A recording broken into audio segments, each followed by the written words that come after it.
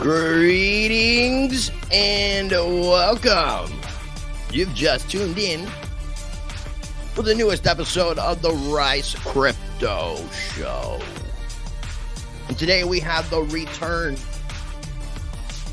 of the bro, being joined by Mr. Kenn Bosak.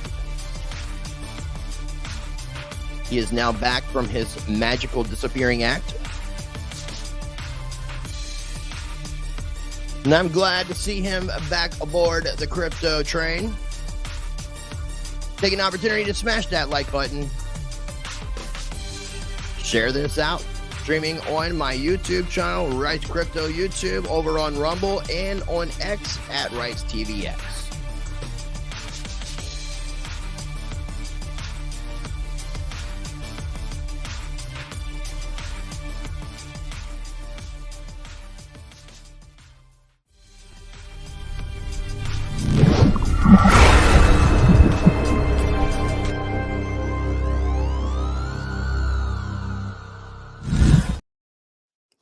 Oh, and always, before we begin, a few quick messages from the sponsors of Rice TVX to make it possible for me to do this thing full-time. Shout out, as always, to Presearch, the decentralized search engine with AI that rewards.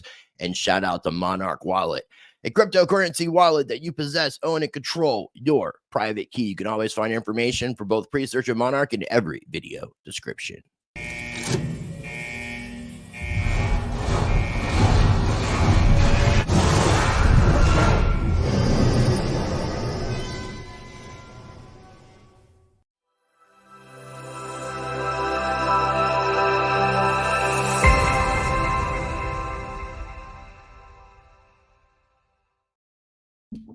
All right, ladies and gentlemen, before I bring in our guest of honor, thank you again so much for tuning in for today's live stream. I greatly appreciate. For those of you who don't know who Kenn Bosak is, I'm going to have links down below in his video description, but people who are familiar with this channel, especially longtime followers, you should know my bro, Kenn Bosak. He is definitely no stranger to the cryptocurrency space, but the reason I wanted to take a moment before I bring him on, what I wanted to talk about was I started to create my YouTube channel back in late 2017. I think it said October of 2017. I met Kenn Bosak through a mutual friend. Shout out to Anastasia. And long story short, it was early January of 2018 that Kenn invited me to come onto his channel for Not Another Bitcoin interview is what I thought it was. Maybe we went through a Mandela effect and it's Not Another Bitcoin podcast, but I thought it was Not Another Bitcoin interview. But Kenn Bosak brought me on. That was my very first YouTube appearance on any other channel. That's really what kickstarted my channel, Rice Crypto. I ended up creating 3 videos after he invited me on before I actually made the appearance. So that way people could actually check out my channel. And then within a few months, me and Bosak, along with a crew of different people, started doing a show called Last Week in Crypto. We also did something called Rehash Cast. We had multiple people we were working with. Kenn is somebody who I've always looked up to, had much respect in this space. I'm glad to see him back. Before I bring him on, I got a real quick channel promo, and then we got the return of the bro. Don't forget to visit ricetvx.com, where you can watch both of my YouTube channels, Rice Crypto and Rice Against the Grain, directly. Find all of my social media links, sign up for my mailing list, and become a member of Rice Uncensored, where you can join me on the private side for less than $0.25 a day. You will get early access to both Rice Crypto and Rice Against the Grain, ad-free, unedited videos, exclusive content, members-only forum with direct access to me, live streams, and more to come, only at ricetvx.com. All right, brother. I appreciate you, man. Bro. It's good to be back on a show on YouTube with you, my friend.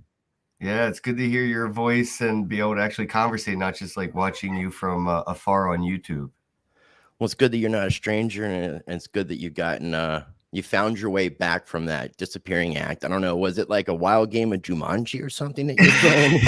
Yeah, I feel like I look like Robin Williams when he comes out of Jumanji. That's good. good comparison. Actually, I kind of didn't personally come out. I was drug out of, my own little, I guess, a hiatus. But yeah, the pandemic lockdown thing, hit hard. I lost a lot of family, and then friends just kept falling off. Just every month somebody else was passing away. It was a tough, couple of years, and I wasn't really planning on making a comeback, dude. I was filling out applications on Indeed for basic Web 2 stuff. And funny enough, I saw a lot of Web 2 stuff doing that, looking for Web 3 work. But anyway, a bro of mine, Russell, who's on the Asoria team, actually drove from his place to my place. Actually, well, he was visiting the United States. He's a Canadian. So he just like happened to be in America for something and just was like, oh, I have Kenn's address, and just drove to my house. He hit me up and said, hey, can I stop by? Meanwhile, he's on his way. And I was like, nah, dude, I'm not feeling good. Like, blah, blah, blah, depressed. And next thing you know, I hear he's at my front door. And basically, yeah, if it wasn't for him, I don't know. I'd still probably be on the edge of, when can I come back? Because I was gone for so long. I didn't actually know how or what to do or if I would even be welcomed. And since I went to ETH Denver and NFT NYC, man, it's been an honor to be welcomed back the way I have been, especially because of the way things fell apart when I did leave. I mean, stuff happens, man. And most of the people that I think that were following you kind of look at like the whole thing as like a tribe, a family. So I think people completely understand, especially when people kind of get to know you and all that good stuff. But well, I mean, I've seen the family still growing, man. A lot of the bros kept the Telegram, the Discord alive. They kept, the community going. Like the bro community is still there. They still support each other.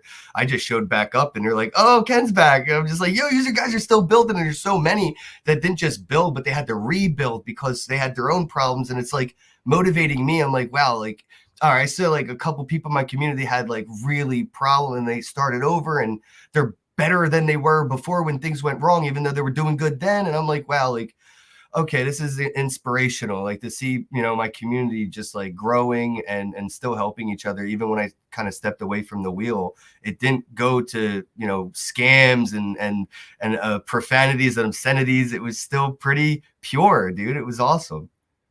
I'm just no, it was, man. It definitely is awesome, and I'm glad to hear that that experience for you, that your whole community like never let the whole thing fall apart. It's kind of cool that it was something that you started and inspired, but it was able to continue without you, which is really cool. And now that you're back, bigger and better things can happen. I was double checking to make sure that we were good on our streaming locations. We are streaming over on X, my X account at Rice TVX. So if you guys are watching on X, please like and repost it. Restreaming or streaming over on Rumble as well as YouTube. And real quick, going to do a screen share with Kenn Bozak's YouTube channel. So if you guys are not already subscribed, make sure you look at Jimmy's song. That is the funniest memory I have of Jimmy, bro. This right he here. Almost fought Tone Vase that day, like straight up. I think him and Tone had a falling out, to be honest with you. Yeah, I could see him, Tone Vase, and Roger Veer. If you watch that video, you can see like there was a ready to be a Royal Rumble on that cruise. That was the blockchain cruise, and Roger Veer and Tone Vase start going at it. Jimmy gets in the middle of it. Everyone's going crazy. That was such a funny. I love that it's like on the top of the videos because that's something people should watch. It's hilarious. It says for you. Yeah, I mean, and you had so much epic stuff, but you went through like so many phases of just deleting content. Well, no, dude, I've been trying to get like shadow banned, so I didn't know what stuff I had to remove in order. I tried to hide all the stuff that got flagged. So anything that had a flag, I went and made private, and it still didn't matter. So I'm gonna go make everything public again. I got like 1,000 videos, unfortunately, that I made private. So there's like double my library private right now.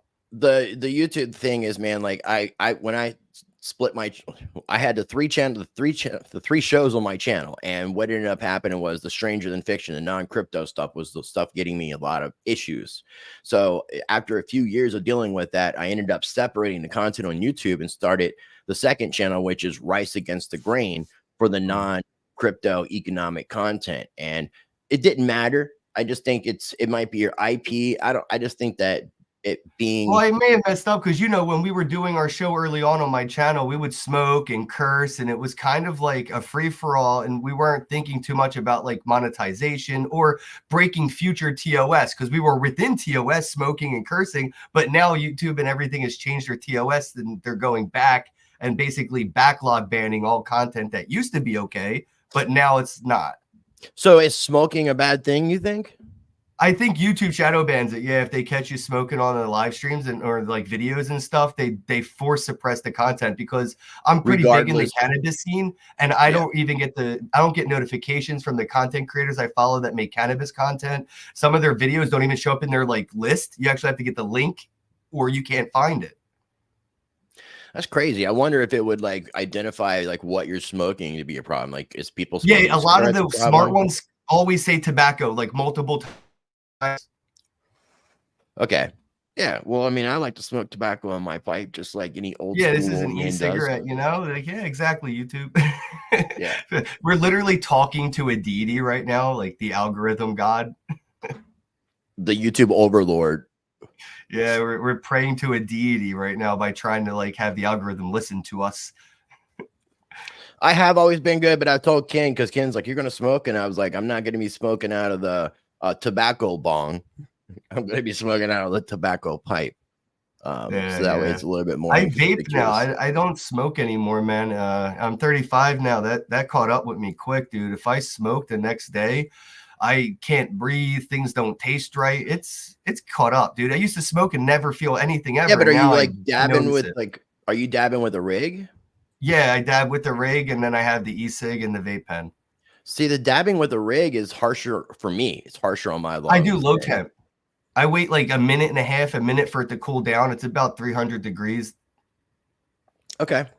That makes sense. And shout out to everybody for tuning in. I greatly appreciate it. Thank you, everybody. Hey, the crazy thing I was going to say, the crazy thing before Russell came out and visited you, it's been on my mind to try to kind of get you out of the shadows. And I was going to talk with you about the idea of revamping us doing something together consistent, if you're going to be back consistent, since I've been more consistent. And I think now that we've both kind of grown up a little bit, maybe we can do something and kick some arse. So, I mean, and that's the weird thing. That was something I was going to do before, but again, I procrastinate. I just came out of this hibernation. Well, that's why we were a good group. Me, you, and the guys, man. We all held each other accountable, and we motivated each other. And like, oh, if 3 out of 4 of us were ready for the live stream, the 4th one felt the pressure and made it happen. Like, we did that. But it was all on you. And that's the thing. Like, I've been able to sense them, because before I couldn't live stream. There wasn't a StreamYard. I was using OBS, and I was having problems with OBS, and you were trying to teach me. You taught me numerous times. I couldn't get it to go. So, I mean, a whole lot has changed.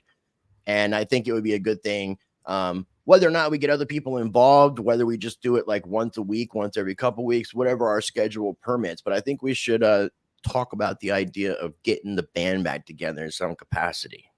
Dude, I'm all about that, man. I've been having such an itch. After I got home from NFT NYC, I haven't turned off. Like, you know me, I'm always smoking and messing around, but I've maybe smoked one time since I got home from NFT NYC, because I just been busy working, networking, lining up meetings. I just got my podcast up and running, did the first live stream last night, and I have a new guest every day for the rest of the month and going into next month already scheduled. So I've just been hitting the grindstone. Like, I wanted to sprint on this treadmill. Did you live stream on your YouTube channel as well? I know you did it on X. Yeah, YouTube, Facebook, Twitter. I was live on like 13 platforms. I even went live on DLive and stuff because they were still there. Now, correct me. When I said this before I had you join, did you used to call your show or interviews Not Another Bitcoin Interview? Nope. It was just Not Another Bitcoin Podcast since like 2016. Then maybe it's a Mandela effect, and I crossed it because you're like a Solana fan now. So maybe we. Yo, isn't that crazy, bro? It is. Dude, people are like, what's up with this centralized thing you're shilling?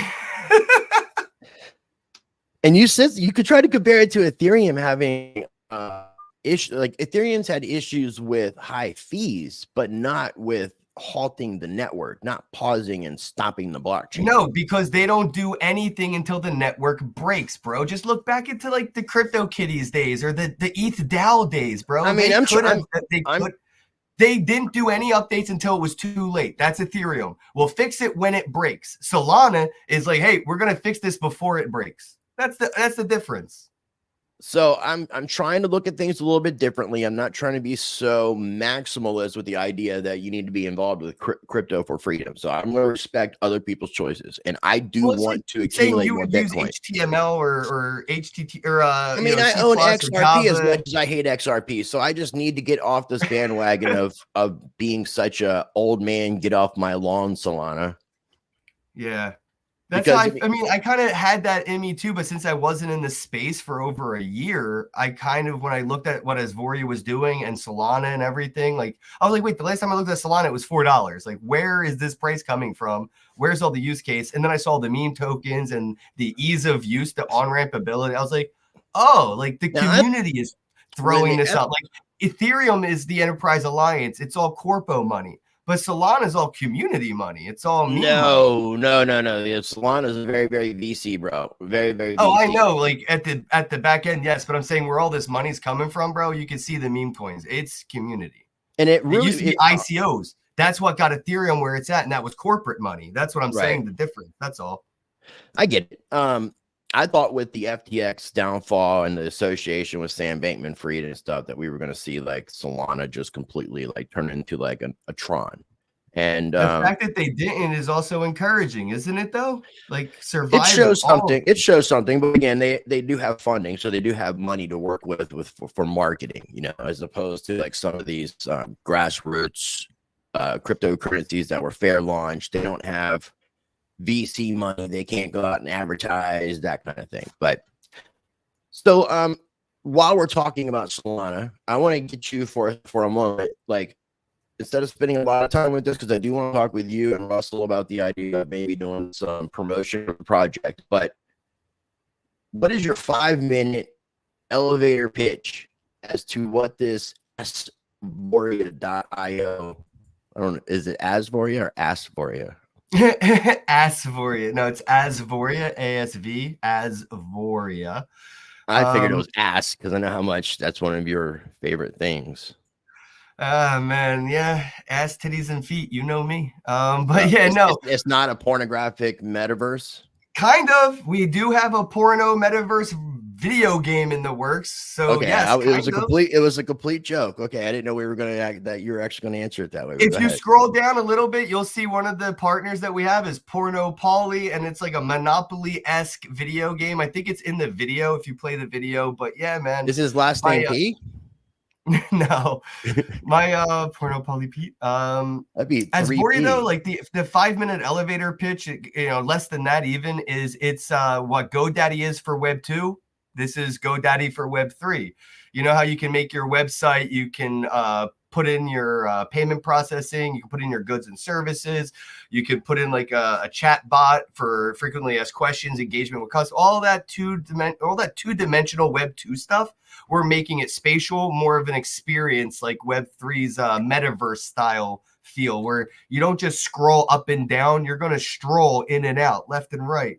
You're going to be able to have, you know, there we go. The Launchpad. The Launchpad's coming up within the next couple of weeks, like this month, April. So by the end of April, we should have the Launchpad. It's in private use. So we're using it in-house right now, like me, Russ, and the team. But the Launchpad, it's going to walk you through, like, you know, GoDaddy. If you wanted to create a Web3 project, you wanted to create a Web3 token, an NFT, tie that to goods and services, apply that to AI as well if you wanted to interact with those customers. So instead of just saying like go to my website, you can say go to my, you know, metaverse, but it's like a 3-dimensional website. So it's like a metaverse website. Yeah, just imagine like how you have a 2-dimensional website, you're gonna have a 3-dimensional website now, and everyone's throwing the word metaverse around, so it gets kind of thrown into this blender and it loses its value. Is what you're 3-dimensional. Yeah, 3D website, spatial web experience. Okay, that's cool. That's cool. Now, see, I thought without doing any digging, without looking at it or anything, just looking at like just the advertising pictures and the things that I've seen for visuals, I was thinking that this was a metaverse related project. I just thought it is, so. Yes, but it's not metaverse, but it's not necessarily. Metaverse, you know? Yeah, no, it totally makes sense. Now spatial web, spatial web is what we're using because the word metaverse has kind of been misused throughout the past couple of years, and it lost its definition. Like it no longer defines what a metaverse is. And we cool. didn't want to contribute to the loss of the definition of metaverse. So yeah, we're using spatial web. But for those that have had that metaverse definition kind of ingrained, like think of it like that. The wrong version of the metaverse. But interoperability is key. And that's what will create the true metaverse. You know, if Asoria can get interoperability with other metaverses, that's how you get the true metaverse, when multiple metaverses collide. I recognize some of these partners. So that's pretty cool. Yeah, no, I have to do a little bit more digging the Bitcoin into family's on board. We even got Michael Turpin as an advisor, early investor as well. And, you know, he doesn't mess around. He had us audit it pretty thoroughly. We even had, we doxed everybody that's associated to the project now. Like anybody that's touching this is doxed fully. We've been vetted and third-party audited through other people that we've involved in the project outside of our project. So that's what built like a little bit of my confidence too, because I was just getting back in and I'm like, I don't have time to DYOR, Russ. Like if I do make a comeback, I can't do it half-assed. I have to do something right. I have to do it good. And then once I saw Michael Turpin was in the chat room, I'm like, oh, okay. Like, can I see the audits? And then I was just like, okay, we're good. Like, I'm happy. So we got a pretty damn healthy team. We launched our token pre-sale at like 2 cents, 3 cents. We're still around 10 cents right now. And our launch pad's about to go live. Like I said, it's still in like alpha testing. We're the only like 10 people playing with it right now, but it looks good. It's sexy. And I like the login process. It's very like Web 2. It's not over cryptoing, you know, the on-ramp process, which we've debated in-house because a lot of us want it to be super secure. Web 3, this step, that step. And that's not how you're going to get Web 2, you know, customers. Like if you have to go and link a MetaMask wallet to order a Domino's pizza, somebody's probably not going to order a Domino's pizza today. Hilarious. Good to see Satoshi Sean. Oh my God, I love you, bro. Good seeing him in the house. Dude, that makes my heart so warm to see you pop up, man. Good seeing Mr. X. Good seeing everybody. Polly P. Hit me up when you get back in town as well, Polly. Oh yeah, Polly's got his own little board game, eh? So now when you with your channel, with the restart, the relaunch of Not Another Bitcoin Podcast, I mean, it's going to be kind of like what you were doing before, just kind of covering a variety of things in the space. It's not going to be like an Asoria channel. No, it's me talking to hopefully different guests every day about something different every day. And if not, I'll probably just do an AMA with the Asoria community, like in Telegram. So if I don't have a guest for an hour, might be a story or two I can cover to fill in the time, but I'll probably just be going back and forth with the community in Asoria's Telegram. But that's the most like Asoria centric, I guess you could say, as it will get. So you're going to be doing this thing at nighttime? Yeah, 10 p.m. to 11 p.m. Monday through Friday. Okay. What's making you, because you used to do like a noon thing, like you were very punctual with the morning kind of thing. What's making you switch to night? Just curious.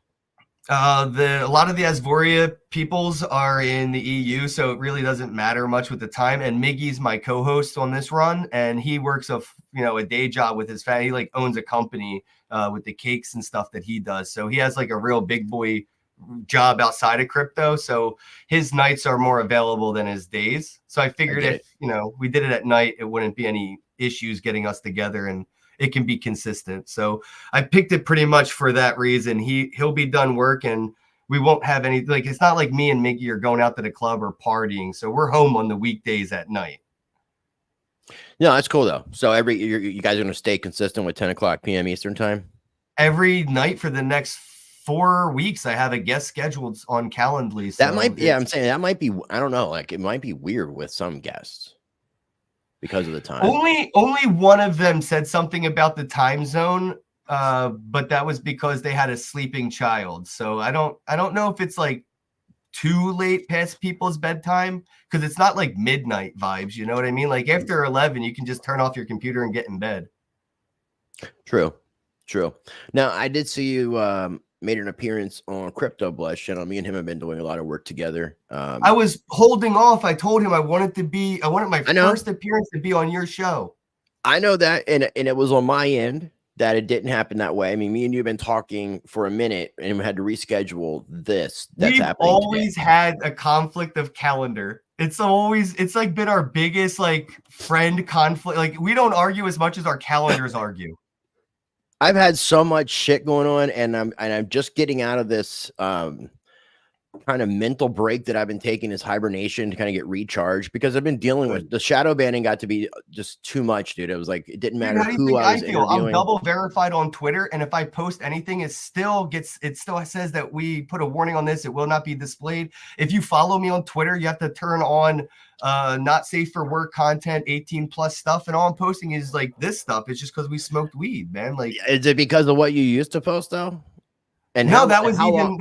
after. That's why I literally did it out of vindictiveness. I had a vendetta. You know what I mean? I was like, well, why not? You know, it was. And you know what's funny, That's dude? crazy. Gemini Exchange still follows me. CNBC Fast Money still follows me. All these people still follow me after all that stuff I did post that you're talking about. Which is That's hilarious. how I know that all my stuff was suppressed and nobody's seen it. Yeah, which I thought, like, paying for the service was supposed to help you with being promoted. I wouldn't recommend it. It's actually kind of more discouraging because it didn't hurt as much as paying $300. I just did it and because still Blood being did banned. it. Blood did it, and he said it's been beneficial to him. So, you know, I figured I'd try it because I got everything else kind of going against me with it anyway. So, I but the paid them reason I was, $300 for my check mark, dude. I went to like the max version just to try to get rid of the shadow ban. oh wow, yeah, no, I Yeah, I'm just gonna want wait like, a couple more weeks, and when I pay it again, I'm gonna just hit up support, because you do with the premium thingy, I get like a one-on-one support person. it's crazy. I mean, it's crazy. People talk all these positive things about Elon Musk, and I know it's not just Elon Musk. Dude, I blocked him on X. He's blocked. He's like, I blocked him as soon as I got back into crypto. Nice. The reason I brought up your appearance on Blood Show is because I wanted to ask you like your thoughts about, since you've been gone, like where we're at with crypto now, like the fact that BlackRock, all these TradFi institutions, this Bitcoin spot ETF, what's going on with that, what's going on with price action, what's going on with the basic vibe of the space, because you've been involved with this before I was. So I definitely like to kind of, and I know even though you weren't necessarily making videos, you were still semi paying attention to stuff going on. So I'm curious as like what your thoughts just the past few years, where we're at, where we're headed, like in your opinion. I mean, dude, just like everybody else, I wanted mainstream adoption. I just didn't see it happening the way it's been playing out. You know, it went from like fuck the banks to like, you know, let's save the banks. Let's Bitcoin the bank. Let's bank Bitcoin, basically, right? Bitcoin has become more banked than people have become unbanked. It sucks, dude. It's kind of discouraging. And I think that's why the meme coins are taking off, because Bitcoin became like, you know, might as well be fiat at this point. When it comes to like the community, it's fiat, right? And people getting into this space, it used to be Bitcoin because of the ideology, you know, fuck the banks, peer-to-peer, decentralization, immutability, open ledger, timestamp server, all these. And nobody talks about that anymore. And I think that they probably won't ever again when it comes to like the Bitcoin core community, the maximalists, that conversation, it's all suit and tie. And that is a very minority of the world. I think that these meme coins speak to the majority. And that's kind of why I got out of Bitcoin when I did, when I was in Wax, you know, and getting really into NFTs.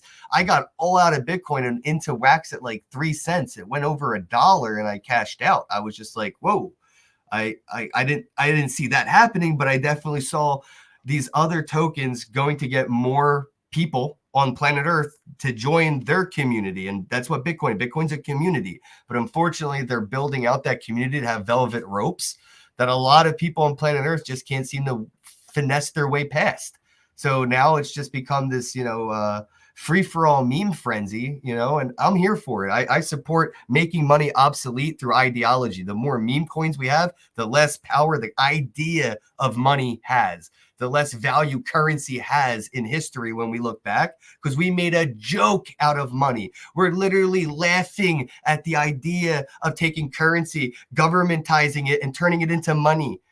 Oh, you need an army to take your currency and turn it into money? I don't need a military for that. I took my currency and made it into money with a few ones and zeros, and there's nothing anybody can do to stop me. And everybody should make their own shitcoin. You, me, you watching, everybody should have their own money, not just Bitcoin. I mean, even the U.S. government, I mean, they have one.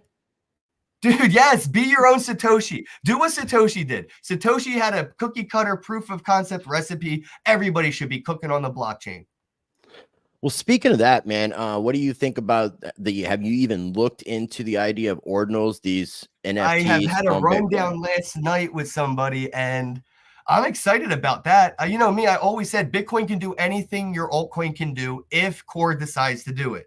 But will they decide to do it? Or Who of knows? course, forced to have to do something because That's of a good stuff like point that. too, but they're never forced, bro. That's just a publicity stunt. That's a perspective. They like to Well, make they, people I think mean, that you can force them. what's the guy's name?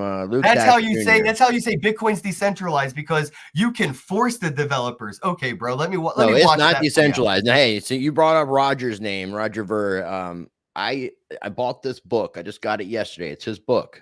Just came out. The Hidden History of BTC Hijacking Bitcoin. I'll And have I'm to get that, man. I need to get back want into it. my literature. I'm gonna be interviewing him. But he wanted me to read the book first. So I'm respecting that. So right now I'm about a third of the way I through would. the I book. respect Roger. Always have and Oh yeah, always no, will. I've got We've no only this. disagreed on what to call Bitcoin Cash. That was our only disagreement in life. In I this love book that dude. I is fully support Bitcoin Cash. well, and that's kind of what he's bringing up in the book as well. So I mean, it's interesting, and he hasn't put everything down in one place. So it's Dude, really I have good my for own people to sub tokens understand. on Bitcoin Cash. Like I made Kenn tokens on Bitcoin Cash. You know what The I mean? Like SLP tokens. yeah, dude, I was playing with Bitcoin Cash, like really playing with it because I thought what he did was amazing. I just didn't like calling it Bitcoin Core or Bitcoin. Like it was just bad marketing. And Coinbase didn't help when they actually said BTC is like Bitcoin Core and BCH is Bitcoin. You know what I mean? Like Yeah, no, it's because Brian Armstrong thought is a that. scammer. Is a Well, scammer. Brian Armstrong's a he scammer. thought that Bitcoin Cash though was more akin to the original Bitcoin. He was a big blocker But as far that's as he's not wrong. He's right. But the right. ticker owns the name owns the ticker. You cannot change that. He talks about the censorship, the centralization, Bitcoin Core. You know what? I want to see Brian Armstrong release all the airdrops everybody accidentally sent to their Coinbase addresses, and then we can have a conversation. Until then, that dude belongs in prison much more than Ross Ulbricht does. Now, I made a mistake, and I've mentioned this a couple times. I made a mistake back in March of 2020, and I was sending some what I thought was USDC to my Coinbase wallet from KuCoin, and I sent by mistake Tether. They didn't have Tether listed, so I couldn't access my Tether. As soon as they did access Tether, which was a little over about a year later, it did show up, and it shows how long it shows the entire transaction. It's pretty like when it took place. It's pretty crazy, like because it just sat there and I couldn't do anything with it. But as soon as they did open up like and have that on the Yeah, but I'm sure they use that money the same way Starbucks uses the gift card money as a bank, right? They get to like take a loan based on what they're holding. And if they're holding all of these shit coins that aren't like, listed to show you, that's right. money they know is never leaving the exchange. So they can bank on like taking collateral out on that. That's a good way of looking at it. That's pretty I interesting. just don't like Coinbase, man. And I don't like Base because I see Base and what they're doing is literally going to be a community rug pull. There's no way Base is going to let that become a meme cesspool. It's a meme cesspool. Base is a meme cesspool. And that's just because Coinbase wants the transaction volume, they want the user base, they want the numbers. But once they get corporations that do like everything these communities are doing on Base, they're going to start censoring. That's You think so? Coinbase's thing. They can do that. You think they really will? Dude, every time so many projects I found on Base that are just like, I can't believe Coinbase is letting you do this. I don't think they're going to let them get away with it for long. And I think it's just the attention for like the corporations, the suit and ties. Look at all these degens. Look how much money the degens made. Imagine how much money you could make in your suit and tie.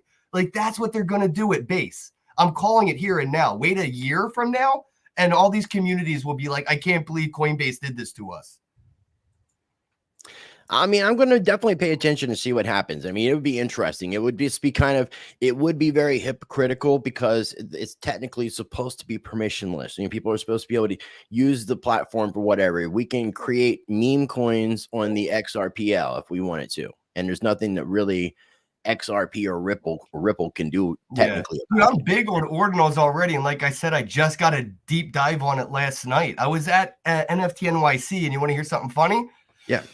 Ordinals had the least visited booth at NFT NYC. I'm telling you, they might as well said we have COVID, and nobody went near that booth. Wow. Dude, it blew my. That doesn't make any sense because it's kind of like, I didn't even go near it because I mean, I it's heard not two conversations. It's bullshit. It's a scam. It's vaporware. It's this. It's that. It's like Lightning Network. It's layer 2, whatever. And then everybody else is like, oh, it's smart Bitcoin. It's Rootstock, like what they promised us in 2018. Like, so I heard so much, I didn't really get to know what it was, and nobody was talking to them. So I didn't feel like I should go over there and learn. well, there's a lot of different types of tokens, but the ordinals, the main ones are like the BRC20s, they're inscriptions. And when I heard about that, these, I'm in it for the rare Satoshis, bro. I love rare Satoshis. God, sign me up for ordinal rare Satoshis. This is what it reminded me of. Do you remember when you got a necklace that had a piece of rice in it? Yeah. And you got the word crypto. You put the word crypto on it, so it was like a rice crypto. I thought you got Bitcoin on it. Yeah, it was Bitcoin. Okay, so somebody inscribed Bitcoin on the rice. That's kind of how I look at the inscriptions. It's like they're kind of inscribing on the Satoshi. I look at it as owning a piece of the blockchain, the actual block itself. You know, after you send your Bitcoin, yeah, your Bitcoin's in the block, it's on the blockchain, but you don't have ownership of it anymore because it's in the block. But when you have these rare Satoshis, you like own a piece of the block, like where that ordinal sits. Like that's your piece of the block. You never could own a block. I got into some of the ordinal stuff. So look into Bitmap. That's pretty cool. I will for sure. The concept of what they are. But so the ordinals was the creation of ordinals came from the addition of the combination of SegWit and Schnorr signatures. Now, so they say somebody found a vulnerability, and Luke Dash Jr., who was the core developer who's in charge of the Bitcoin improvement proposals, he was talking about trying to add a spam filter to just filter out these ordinals. And he was being very, very, very, very vocal. So basically blocking them from the blocks being censoring the ordinals on Bitcoin. That's censoring Bitcoin. That's pretty funny.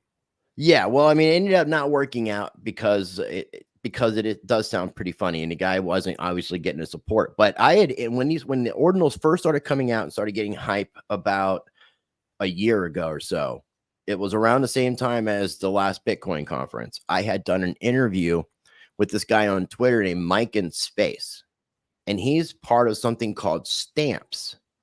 Stamps uses the plumbing of Counterparty. And they use the UTXO. So it stores in these stamps store in the UTXO. They're like SRC20. It's on Bitcoin. It stores in the UTXO. It cannot be filtered. Whoa. Yeah, that's real immutability right there, bro. Stamps. Yeah, because they would have to change the UTXO. They would have to get rid of the UTXO model on Bitcoin. Well, can we just keep it real and just say like every single NFT is centralized to IPFS, and a single cease and desist could make all those funny JPEGs disappear overnight? Except for the ones on the ordinals. Now, yes, that's what I'm getting at, bro. Like, that's what I learned last night. It's actually on chain.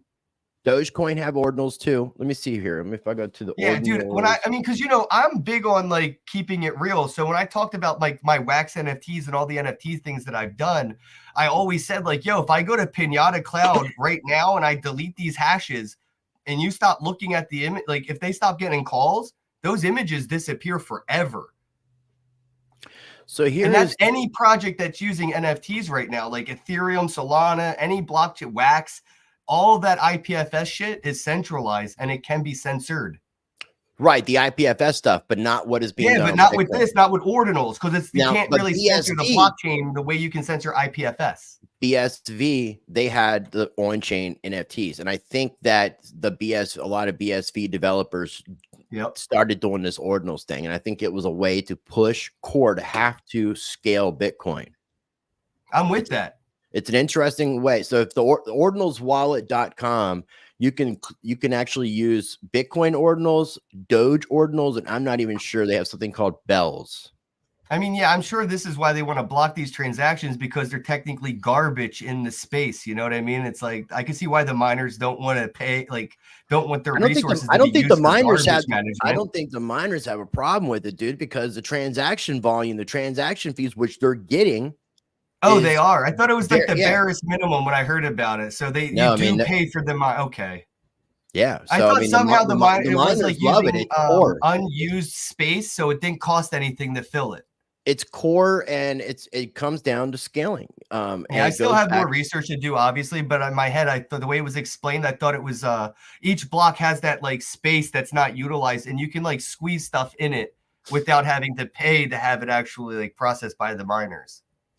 Yeah, no, it's I don't think that's how it is. I think because it's in the SegWit, it's SegWit, RBF, and Schnorr signature, something to do with that. It's got to be damn near free transactions if people were doing what I'm seeing them do with it. Some of the transactions got it. I mean, they were getting expensive because on-chain transactions they were clogging out the network. It started causing transaction fees to go back up. So by the time of the last Bitcoin conference, no, it was great, and that's when I interviewed the guy Mike in Space for with Stamps, and that's when I came to the conclusion right before the Bitcoin conference that this was a way for some people to try to force core to have to scale Bitcoin.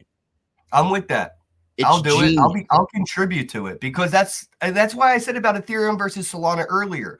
If it wasn't for CryptoKitties, we'd still have issues with Ethereum until we didn't, and it broke from some other reason.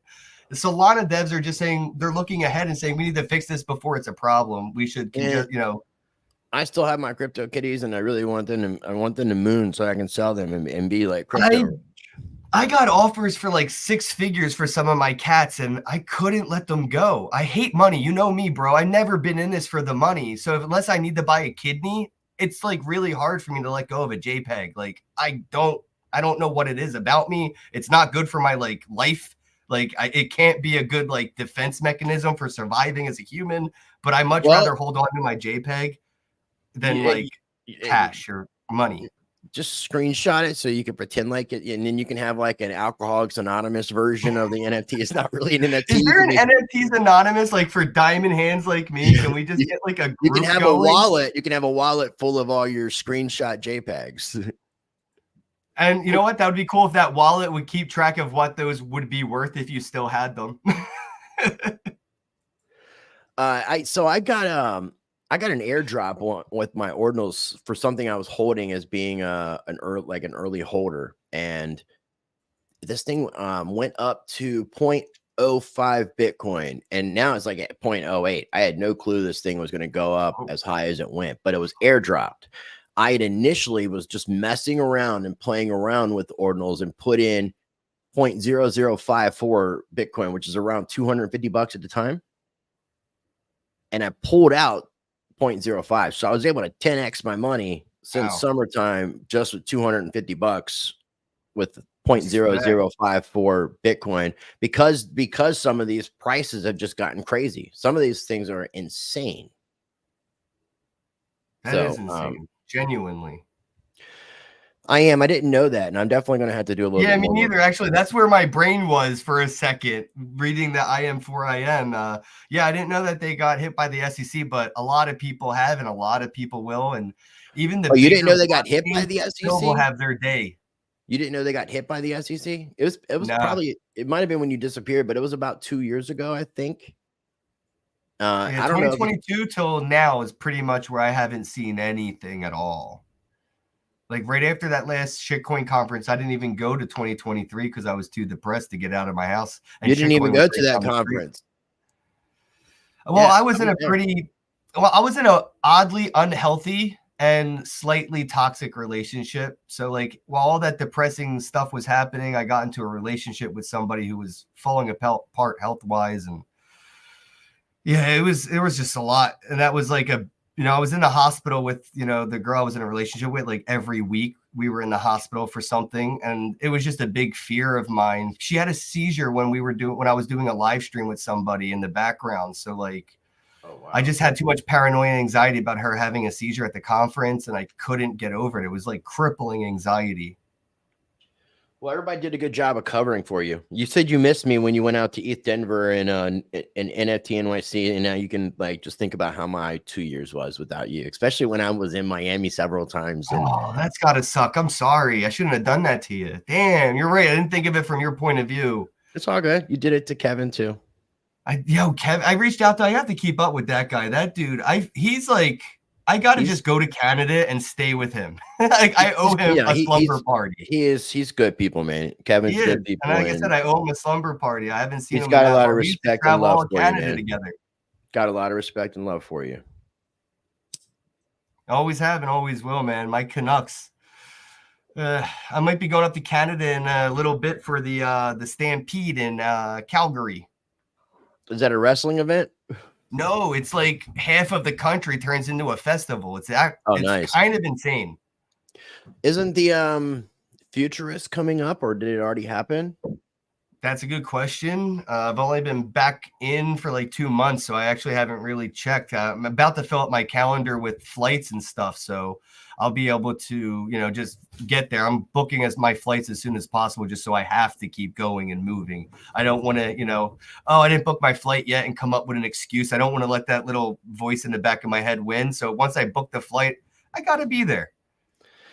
Yeah, well, let's get rid of the voice. Let's get rid of it. Well, we all have it. It's always there. We just have to have a louder voice, a louder positive voice. That's all. And maybe if we can be accountable to one another and stuff like that too, it would be a good. I'd appreciate that, man. It definitely helps. It does. It totally does, man. Yeah, I just had to DM one of my friends today to get on making a resume. He was like, I sent him the just do it. For what? He's trying to get a job in a crypto space? Yeah, dude, needs to get a gig, and he could get my job if he wanted to take it. They'd give it to him. The dude's good. He just doesn't put it on paper to hand to somebody and say, this is why you should hire me. What is your job? Brand ambassador, just getting the awareness. So if I say Asoria, it's you ever see Idiocracy? It's like, why do you keep saying that? It's like, because they pay me every time I do, stupid. Nah. It's like, I just, Asoria, Asoria.io. Check it out. That's the gig. Going to conferences and networking with other projects that have synergy. I've brought in at least 12 collaborative projects from going to ETH Denver and then NFT NYC. So just networking, being physically at events to spread brand awareness, to let people know if you're building a Web3 environment, we have the 1, 2, 3 step process for you. It's not banging your head against the wall to make a token, to make an NFT, to make a spatial metaverse environment, and linking all that together.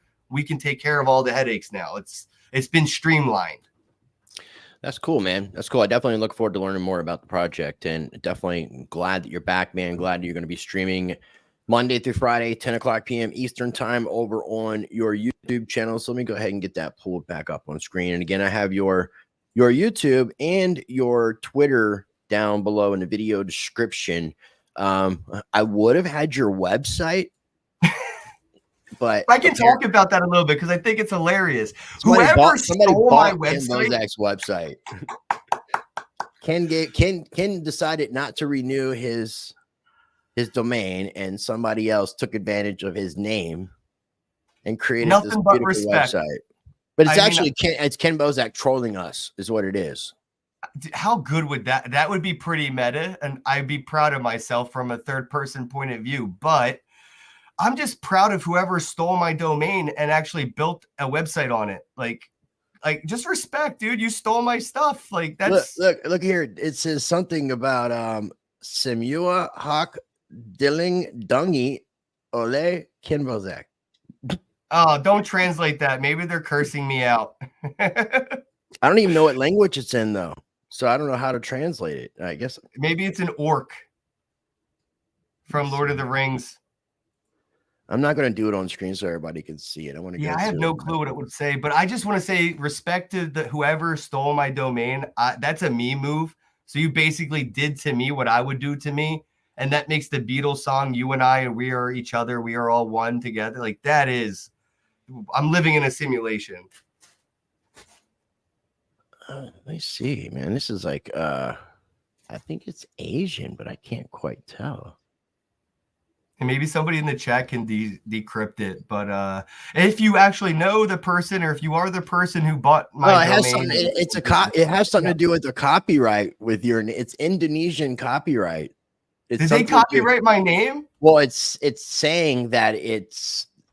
Yeah, I mean, it's basically this. Starting with this whole thing right here is something to do with copyright of, I guess, Kenn Bosak. Somebody copyright my name in another country. That's Looks so like cool. Indonesia is what it looks like. Let me see. Oh, but it's up. It was only for 2023, so I'm going to copyright my name back. I'm going to take my name back from them.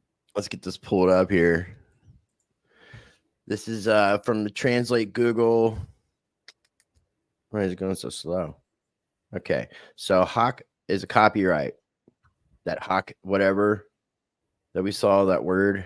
Let me go back to the website. This HAK dilly dungy, Hawk dilly dungy, Dylan dungy. I don't know. And that is sometimes I wish I didn't know English, because I know American like words sound so goofy to everybody else around the world, like lasagna. It's got to be the goofiest English word if you don't know English. Maybe you would contact this actual website itself. I can't tell if this is like a lawyer or what this is. It looks like an introduction to the DJKI. Dude, I have no interest in this. If it gets up and I can get it back, that'd be cool. If they reach out to me, that'd be cool too. But I don't want to take any energy out of my, like, out of my steam to do this. I just thought it was really funny when I, checked like 2 months ago to see what my website looked like. Somebody else owns it. That was, to me, like, I thought I would have been sad, mad, have anxiety, nothing but giggles, bro. I was tickled. I pulled it up yesterday and I was like, what the hell is this? That's why it was like one of the first things I asked you when you got on camera today. I'm so happy you mentioned it, because I've been talking about it for like a week. Like, who would do this and like actually make it a real website? Like, it's like a website. One more thing I wanted to bring up, just because we're like right on the cusp of this, and it's like I'm hoping that it happens this way, is the Bitcoin halving coming up. Okay. This particular website, which is Bitcoin Block Half, is calling for 420.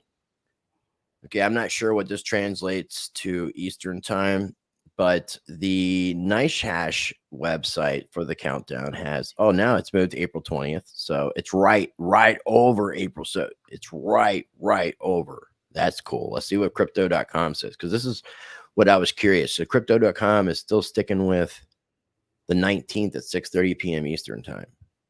But it's very possible we could get a Bitcoin halving on 420, and it's very possible it could be $69,000.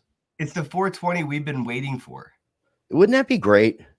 It would be. It would to me validate the historical importance of 420 in history. Like, because so many things have happened on 420 outside of it being a cannabis enthusiast, day.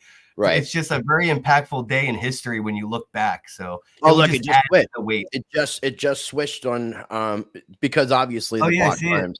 It just literally. We just have to put some more of those ordinals in there and congest her up a bit. Congest the network up. So yeah, we got to pay attention, and if we need to get the network throttled up a little bit, we need to do that, because we need a 420, and it needs to be $69,000 even at the time of the. At least for a screenshot, just for a screenshot, just give us that second. Because we're close. I mean, we're sitting right above. Let's see, where are we at? We are at 69, 180, 184. That's the other thing, this dude. Is the most impactful halving, and I think this is it. Every other halving after this won't be as impactful. This is the most impactful halving, right in the center.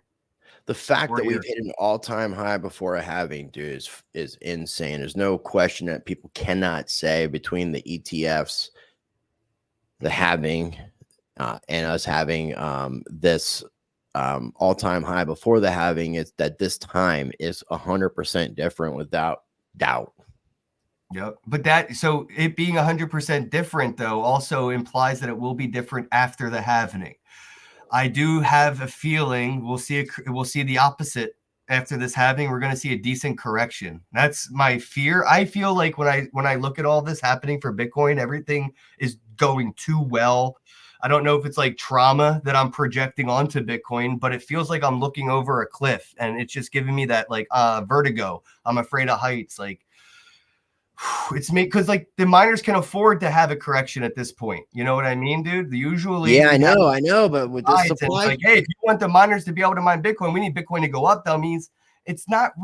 You're right. It's different this time. We're going from 900 Bitcoin a day to 450 Bitcoin a day that are being minted, with the fact that you have these institutions buying up. And here's the thing. The ETF buys, like as far as like the real institutional buying of these ETFs, has not taken place because a lot of these institutions want, even though Bitcoin has a history, they still want to see performance of these ETFs. So well, we all know the big money still goes OTC, so it really doesn't matter for the price of Bitcoin. It doesn't really increase the price of Bitcoin. It takes the Bitcoin out of circulation and supply and reduces it. And there's not as much Bitcoin available. Somebody's talking about you branding to Kenn Nosak. What? Talking about you rebranding to Kenn Nosak. Kenn Nosak, because I don't have a bag anymore. That's funny. I like that. That is clever. I might steal that. Did you lose your marble bag? Is this something I'm not aware of? No, I just don't have. I don't have my bags of crypto anymore. I don't have a sack. Oh, of crypto. I thought you were talking about you lost your marble bag. Oh, I forgot it's 2024. We have to speak very clearly on that. Yes. I was like, did something happen to your testicles, Kenn? No wonder you disappeared for 2 years. Nah, dude, I'm good. I'm just making sure you still have your balls, man. That's all. Okay, cool. I'm glad. Hey, I think I have to call out a scammer at the next conference I go to just to flex them one more time. That'd be good. Let me know when you have an opening and you want to get me on your program, man. Let me know. I definitely would like to do that. I sent you the link, didn't I? I'll send it to you. I have like 2 days left at the end of the month. Okay. Yeah, send it to me and I'll book a schedule. And I just want to say before we wrap it up, like huge shout out to your sponsors. I am absolutely impressed that Presearch is still here, still a thing. It's still Presearching, and I love Presearch. Shout out to Colin, and Monarch, dude. The fact that they're supporting you, man, makes my soul happy. Like, I'll tell you a little bit more about Presearch when we're done. I mean, there's been a lot of changes, and there's a lot of. It's just nice to still see them around in general. No, I agree. Projects don't exist anymore, bro. Now, ironically, Beatles reached out to me today saying they're ending sponsorship at the end of this month. Oh, so wow. I don't know. I'm surprised Monarch has still continued to sponsor, being that Monarch really, even though it's a wallet, it's not really promoting. They're not at the conferences like they used to and things like that. So I think it was more out of Beatles' pocket potentially. Yeah, no, that's what, dude. That's why I wanted to make sure I shouted them out, because I figured that much out of Monarch still like supporting you and doing your stuff. Like, that is love, and I just love to see it. I'm sorry, it's unfortunate that they're not able to sponsor, but like you said, it probably was out of pocket, and that's what makes me love Monarch Wallet even more. Dude, I mean, Beatles has been going to court about this voter issue that people talk about with the election that took place. Yeah, I know. He went full on politics in 2021, 2022. Paulie P wants us to take a moment to remember Jorg Molt. He's in prison. That dude finally, he was ripping off old ladies' retirement. He got arrested. Yeah, he got arrested in an airport or something to that effect. It was in Europe. I think it was in Germany. I think he's still in, and I think they added additional things because of a couple different frauds. So I think he's going to be there for well, what about those crypto cowboys that had all those ladies sign up for his project? Are those cowboys in jail? Because those dudes should probably be his bunkmates. They're not, and yeah, I don't even know if they're doing anything, man. Let me real quick, because they better not be. They're lucky they're not in prison. That's what I'm saying. They were trying, because there was that project I was telling you not to talk about, that one of their sons was involved in. I don't even want to mention the name of it. I feel you. There's a lot of that. But yeah, dude, Jorg Molt, that guy. Dude, when I heard him talking, I lost my mind, dude. I can't believe they kicked me out of the conference for calling him out. So let's see. Are they doing videos? Live stream 1 year ago. Live stream videos 1 year ago. Looks like they might have hung the hat up finally. Yeah, no. But they were doing videos. They were doing videos when you were when you were playing Jumanji. Yeah, well, they probably felt safe doing it because nobody was going to call them out but me. I was the only one. Everybody else was making friends with them. No. There was some issues. Sean was working with that company and he ended up getting screwed over. So I had some words. Also, Lisa, Litecoin Lisa, her and her mom and some friends had made some investments that they got screwed over too. And I was very that's all after that. I said that they were ripping people off. Like, that's after I called them out. Nobody listened to me and y'all kept working with them. That's what I mean. Never worked with those dudes. Well, people kept working with those dudes, and I was the first to call them out. And I'm just, again, happy Jorg's in prison. Screw that guy.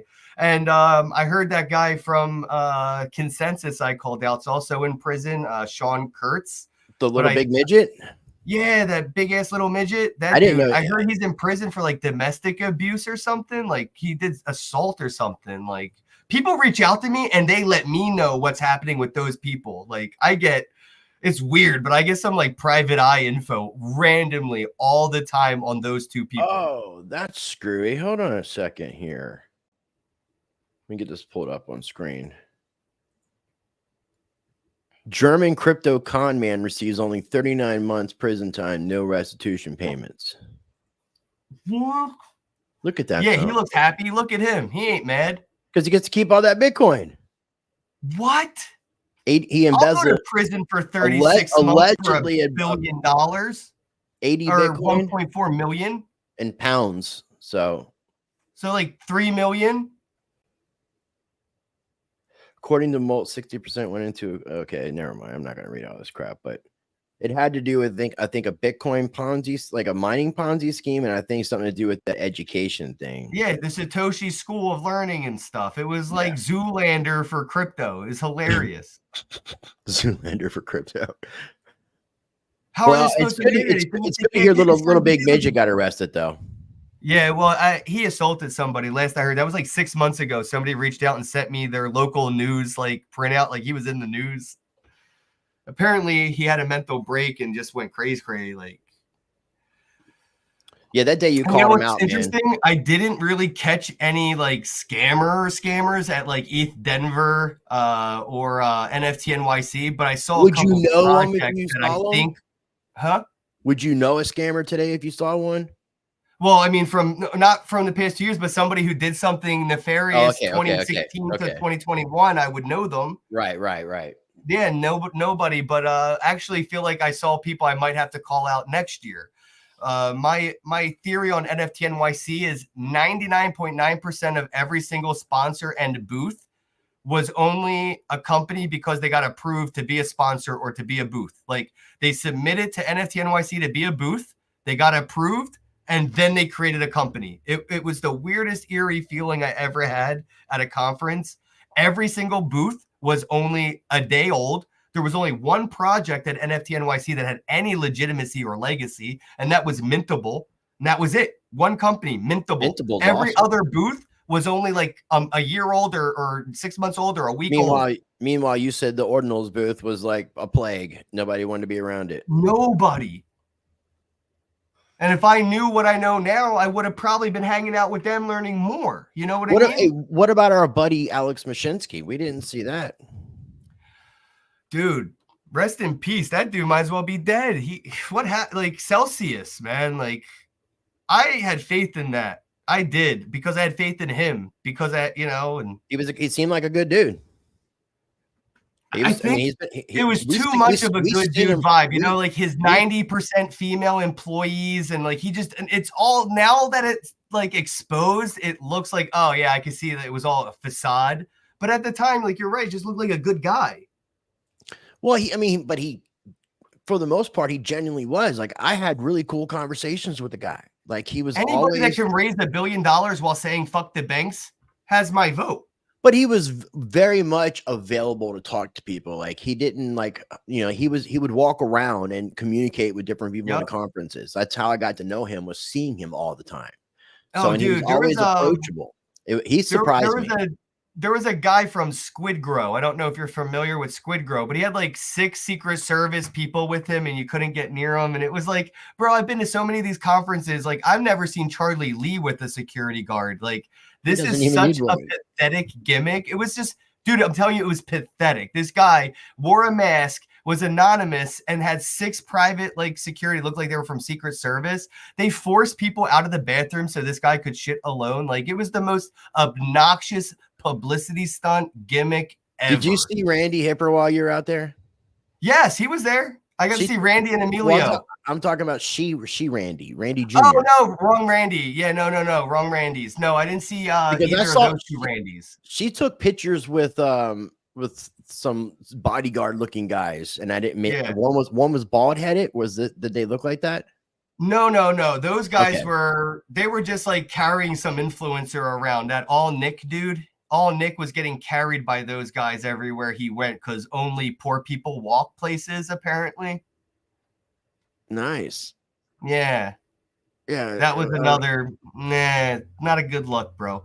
But no, unfortunately, I didn't get to see Miss Teen Crypto or the Randys out there like that. I wanted to, but I haven't talked to her in like 2 years. And honestly, I have too much anxiety to even reach out. I'm hoping one day maybe she will when, it's right. Maybe she'll catch this and maybe reach out to you. But yeah, I don't know if she's doing like I think she's trying to finally get away from the Miss Teen Crypto thing. So I've been trying to convince her since the day I met her. Yeah, I told her that too. So to go, she's going to be on CNN and she's going to be working at Forbes. She can't be Miss Teen Crypto when she's 30 years old and she's the CEO of. She's using Randy Hipper. She's using that, and then when she goes on Fox, she's using. Oh, cool! Randy I didn't know she used her real name, dude. That's why I didn't want to repeat it when you said it. Yeah, no, she's using it. So that's why I said it. Let me see what it says here real quick. But yeah, she did a charity event and raised a whole bunch of money for charity. She threw a big side event at NFT NYC. A lot of people were talking about it. I didn't want to just show up. I didn't know, what I mean? It felt rude. I've been out of the space. I haven't really said hello. I'm just going to show up to your event. Like, that's weird energy. And I didn't want to. She would have really been happy that you showed up, though. I don't know, man. I reached out and said hi, and I'm still on unread. Randy Hipper. Oh, dope. I'm proud of her. Good job. Yep. I mean, obviously, there's still some Miss Teen Crypto stuff here, and she's over 16,000 subscribers, which I told her congratulations on. She's been working really hard. I think that's more than I got now because I lost 10,000 during my hiatus. Yeah. Well, that's a good reason for everybody. If you're not already subscribed to the Kenn Bosak YouTube channel, make sure you subscribe. The link's in the video description, and he's going to be live streaming tonight at 10 o'clock p.m. Eastern time. He's doing it Monday through Friday, 10 o'clock p.m. Eastern time, with his co-host, Miggy the Miguel. Yeah, who the fuck is Miggy Crypto? The Miguel. The Miggy. Miggy's good people, though. I'm glad you guys are working together. Me too, man. It's been she'll be at the Litecoin Summit. I don't think I would have been able to do all this on my own, like in Denver and New York City. She will be at the Litecoin Summit. Oh, I'll be there. Dave, somebody tell Dave I'm coming so he knows this time not to kick me out. Yeah, I saw this on her 21st birthday stream that just happened recently. Somebody, I don't think they gave her a whole Bitcoin. I think they gave her what she needed to get a whole Bitcoin, which is I think over 0.8. I think somebody sent her like over 40. It could have been a whole Bitcoin. But they gave her enough to have a whole Bitcoin. It was one of the others. So she's a whole That's so now. 2016, bro. I haven't seen shit like that since 2016. Yeah, while Bitcoin is like over 40 grand. I think it was like 42 grand when this happened. Oh my God, I'm so proud of that. And like, that's amazing, dude. That's OG vibes. Like I love that. Yeah, that David. He's the one who does the Litecoin Summit. He kicked me out last time I went because I didn't get a ticket, but I'm never paying. Oh, you can't even see. I'm never paying for a Litecoin Summit ticket in my life. I will never pay to go to a Litecoin conference. Okay. I got a tattoo. I get in the door. That's the deal. I love it. Crypto Billy saying Miggy's been around for a while. Well, Miggy got to start with this guy right here, just like I got my start with this guy right here. Just like Bitcoin Ben. Miggy from 2011. No, Miggy's more OG than I'll ever be, bro. I just got him into the limelight. He was in the space in 2011? Yes, sir. And proof of verified OG. Interesting.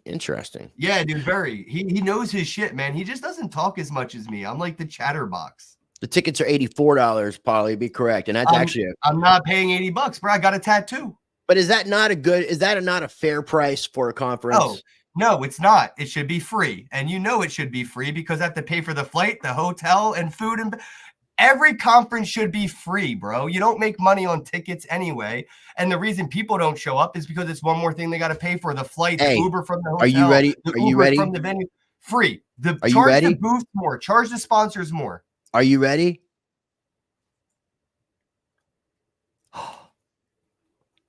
We were just talking about you. I don't know if you've been watching the entire time, Miss Randy, but we were just talking about you. So maybe we conjured you. It is possible. Manifested a Randy. It's possible. So, yeah, Randy, reach out to Ken. He would like to come on your program, and maybe you could schedule to come on his program if 10 o'clock p.m. Eastern time is not past your bedtime. I miss you, bro. I'm glad to have you back, man. And I will definitely do my best to make sure that we try to keep each other accountable. It's good to be back, bro. And I'll be talking to Miggy as well, kind of getting him on board with this, keeping everybody in check. I love you, dude. I love you too, man.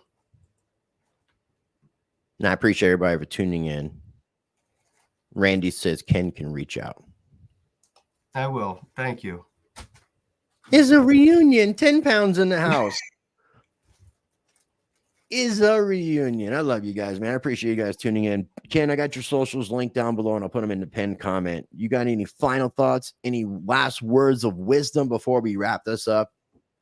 Yeah, man. As always, don't buy crypto. Don't buy it. Earn it. You can get a hobby, a side hustle. You can get a 9-to-5 in this space. If there's any message I ever want to leave with, it's that stop buying this stuff and earn it. Get into the space itself. You know what I mean? Like, there's community moderators for Telegram. There's organizers. If you can keep track of developers. If you're a janitor at McDonald's, I'm telling you, there's a janitor job in crypto. Anything you do in the real world, or whatever you're good at naturally, you can apply that here and monetize it in this space. So whatever project you're a fan of, or whatever meme coin you're a fan of, or whatever you use the most, go to those websites, go to those telegrams, those communities, and fill out a job application, or just get more involved and start earning this stuff. The more you earn it and the less you buy it, the more it's actually worth. Well said, my friend. Well said. Well, I definitely look forward to many more. I'm glad to do this show, man. Glad that you're back once again. I have links down below for your website, or excuse me, not your website, for your YouTube channel. Yeah, it's literally not my website. Well, and I guess also shout out to Asoria. Check them out, guys. We've had a lot of comments talking about Asoria, and I've been trying to highlight them as well. So get me connected with Russ. I have met Russ. He's a good dude. Get me connected, and maybe we can do something with doing some promo for Asoria on the channel. So yeah, I'll throw some ASV your way to do a giveaway or something. Bear with me 1 second, Ken. I'm going to wrap up, and I want to talk with you real quick. Okay. Ladies and gentlemen, thank you again so much for tuning in for today's live stream, which I thoroughly enjoyed because I got to do another show with my bro, and I'm glad that everybody took the opportunity to tune in. If you guys are watching over on the X Twitter side, make sure you like and repost. If you're watching on YouTube or Rumble, make sure you smash that like button. Make sure you subscribe to all of our channels. Links are down below in the video description. And before we wrap things up, I encourage you, as always, to be a blessing to others. Treat people how you want to be treated. Be the glitch that you want to see in this matrix. Be the change that you want to see in the world. And until next time, touch grass, practice change.